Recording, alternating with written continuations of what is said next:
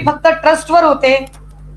हा फोटो काल सगळ्यांनी बघितलेला आहे, पण पुन्हा एकदा माध्यमांना दाखवला पाहिजे की हा फोटो हा फक्त ट्रस्टवर असणाऱ्या संचालकाचा फोटो आहे का? या फोटोवरून आम्ही त्यांचे खरातांशी असणारे कौटुंबिक संबंध काय आहेत काय नाही हे त्या सांगतील। आम्हाला त्याच्यातही जायचं नाही, मला त्याच्यावरही जायचं नाही।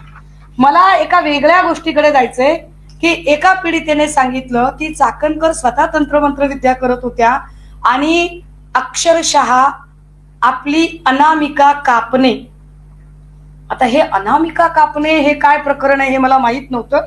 मी त्याची जरा माहिती काढायचा प्रयत्न केला, तेव्हा मला त्याची जी माहिती मिळाली ती फार धक्कादायक आहे। मी त्याची कॉपी काढून आणली आहे। अनामिका कापतात, कशासाठी कापतात बघा ते। तंत्रमंत्र विद्येमध्ये हाताची अनामिका अत्यंत महत्वाची मानली जाते, कारण ती सूर्य आणि शुक्र ग्रहाशी संबंधित असून ऊर्जा वहनाचे मुख्य केंद्र आहे। या बोटाचा वापर मुख्यत्वे मंत्राचा प्रभाव वाढवण्यासाठी, विशिष्ट मुद्रा करण्यासाठी किंवा एखाद्या व्यक्तीला वशीभूत करण्यासाठी केला जातो। या बोटाद्वारे ऊर्जा शरीरात प्रवाहित किंवा शोषित केली जाऊ शकते। कशी तर परत तंत्रमंत्र विद्येच्या लोकांनी सांगितलंय की हे बोट सूर्य म्हणजे यश आणि शुक्र म्हणजे आकर्षण यांच्याशी जोडलेले आहे, ज्यामुळे मंत्रोच्चाराद्वारे एखाद्याला आकर्षित करणे आणि यश प्राप्त करणे असा या तंत्रमंत्र विद्येचा अर्थ आहे। त्यांनी सांगितलं की ताई हे विशिष्ट वेळेला करतात। कधी करतात? हे सोमवती अमावस्येला करतात। हे सोमवती, आम्हाला इतकं काही त्याच्यातलं नॉलेज माहित नव्हतं। आणि मग एक फोटो एका माऊलीने पाठवला, याचा स्क्रीनशॉट बघा, याच्यात तारीख आहे खाली 12 सप्टेंबर 2024। फोटो जर नीट, मी आपल्या सगळ्यांना याची सॉफ्ट कॉपी देईन। इथे एक मोठं बँडेज दिसतंय, चाकणकरांच्या अनामिकेला एक मोठं बँडेज आहे। मी याच्या अलीकडचा पण एक फोटो आहे 9 सप्टेंबरचा। 9 सप्टेंबरला त्या एका कार्यक्रमात बोलताना दिसतात आणि या सगळ्यांच्या तारखा आहेत। हे बघा, इथे सुद्धा बँडेज आहे। हा 9 सप्टेंबरचा फोटो आहे, हा 12 सप्टेंबरचा फोटो आहे। मला कळेना की हा सप्टेंबरचा दिवस कसा आहे। आणि मग हे सगळं शोधल्यानंतर लक्षात आलं की 2 सप्टेंबर 2024 ला सोमवती अमावस्या होती। ज्या बाईंना महिला आयोगाच्या अध्यक्षपदी बसवलेलं आहे त्या बाई 2 सप्टेंबर 2024 ला सोमवती अमावस्येच्या दिवशी स्वतःची अनामिका कापून अशा पद्धतीची तंत्रमंत्र विद्या करतात असं पीडित महिला सांगतात। आणि ही जखम किती दिवस होती, म्हणजे जखम किती मोठी असू शकते बघा, याच्यात तारखा आहेत, कारण हे स्क्रीनशॉट सकट आहे। याच्यातल्या जर तारखा बघितल्या तर साधारणतः 20 डिसेंबरचा पुन्हा फोटो आहे। मग जखम छोटी छोटी झाली, हे बघा इथे बँडेज आहे, त्याच्या मी सॉफ्ट कॉपी देईन आपल्याला। त्याच्यानंतर 28 डिसेंबरला जखम अजून छोटी झाली। सप्टेंबर ते जानेवारी पर्यंत ही चाकणकरांच्या हाताला जखम होती। अशाच पद्धतीची जखम अजून एका व्यक्तीला होती, पण त्याचे फोटो अजून आले नाहीत, तेही फोटो निघाले। हे गंभीर आहे। अशा पद्धतीने महिला आयोगाच्या अध्यक्षा जर तंत्रमंत्र विद्यांमध्ये असतील आणि पीडित सांगते की हे आमच्या समोर घडलेलं आहे, हे आमच्या समोर झालेलं आहे। आता जर असं सगळं असेल, हे चित्र, हे फोटो खूप आहेत, हे बँडेज क्लिअर कट दिसतात, असंख्य फोटो आहेत, त्याच काळातले आहेत सगळे। याच्या तारखा जाणीवपूर्वक स्क्रीनशॉट का दिलेले आहेत, कारण याच्या तारखा आहेत खाली। आता हे सगळं जर बघितलं, इथे पण एक फोटो आहे, इथे सुद्धा बँडेज आहे। आता आमचं असं म्हणणं आहे की ज्याला प्राइम फेज मध्ये क्रिमिनल कॉन्स्पिरन्सीचा भाग म्हटलं जातं, एखादा गुन्हा करताना त्याच्यातला सक्रिय सहभाग, चाकणकर बाई यांना सगळ्या गुन्ह्यांची माहिती होती। हे खबरदार पुढारीच्या वृत्त संपादकाने स्पष्ट केलं। चाकणकर बाईंनी सुमोटो दाखल करण्याचे आदेश दिले होते। चाकणकर बाईंनी अगदी खरातांचा जो पीए ज्याने त्या बाईंना ब्लॅकमेल करायचा प्रयत्न केला होता, त्याच्याही संबंधाने स्वतःचा सक्रिय सहभाग नोंदवला होता। 1 वर्षापासून हे सगळं चाललं होतं।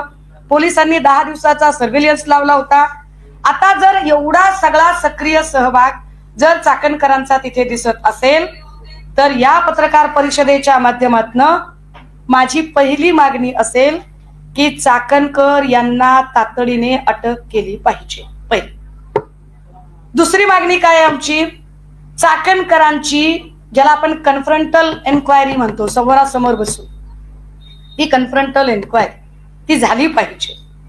तिसरं, चाकणकरांची नार्को टेस्ट झाली पाहिजे. कारण प्रश्न अनेक महिलांच्या इब्रतीचा प्रश्न आहे आणि अशा पद्धतीने जर तंत्रमंत्र विद्येमध्ये जर स्वतः चाकणकर गुंतलेले आहेत असं पीडित सांगत असतील आणि त्याचे असे धक्कादायक फोटो जर येत असतील तर चाकणकरांची नार्को टेस्ट होणं गरजेचं आहे.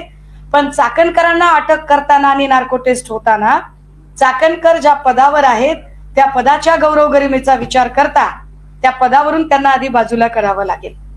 आणि त्यासाठी म्हणून ही पत्रकार परिषद फक्त हेच स्पष्ट करण्यासाठी की रुपाली चाकणकर फरार होण्याच्या आधी रुपाली चाकणकर या, कारण त्या अनेक पद्धतीने त्यांचं पॉलिटिकल प्रेशर वापरू शकतात.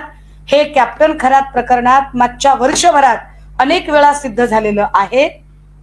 मागच्या वर्षभरात अनेक वेळा अनेक लोकांना त्यांनी ज्या पद्धतीने आपल्या पदाचा दुरुपयोग करत तिथे दबाव आणण्याचा प्रयत्न केलेला आहे.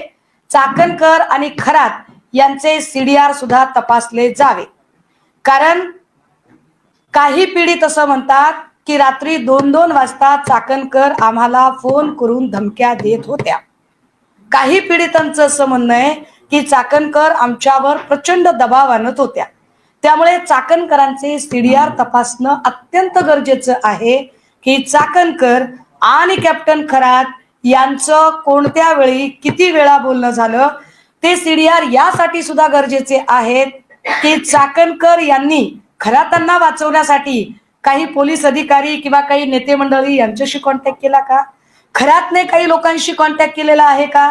खरातने काही लोकांना मदत मागितलेली आहे का? या सगळ्याच गोष्टी.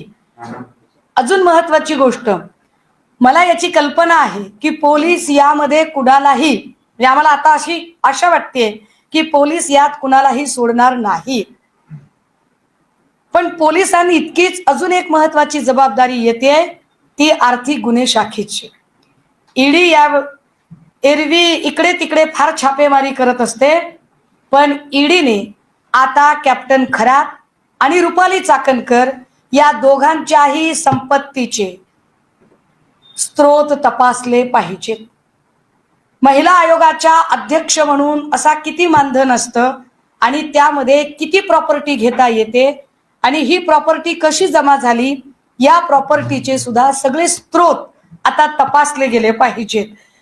त्यामुळे नार्को टेस्ट, अटक, संपत्तीचे स्त्रोत तपासणं आणि आर्थिक गुन्हे शाखेकडून कॅप्टन खरातच्या संपत्ती जी फक्त पाथर्डी आणि अहिल्यानगर मध्येच नाही तर त्याची प्रॉपर्टी ही देश विदेशात सुद्धा असल्याचे कळते. या सगळ्या देश विदेशातल्या सगळ्या प्रॉपर्टीज या सगळ्यांवर तात्काळ आणली पाहिजे. यासाठी म्हणून आम्हाला आपल्या सगळ्यांच्या सोबत बोलणं गरजेचं वाटलं. याच्यातले काही जे संपत्तीचे तपशील आहेत ते तपशील अजून माझ्यापर्यंत आज पोहोचलेले नाहीत, त्यामुळे ते तपशील मी आज आपल्याला सांगू शकत नाही. पण 2 दिवसांनी मी ते सगळेच्या सगळे संपत्तीचे तपशील सुद्धा आपल्या समोर घेऊन येईल. मात्र आत्ता आमची तातडीची मागणी असेल की रुपाली चाकणकरांना तात्काळ पोलिसांनी ताब्यात घ्यावे.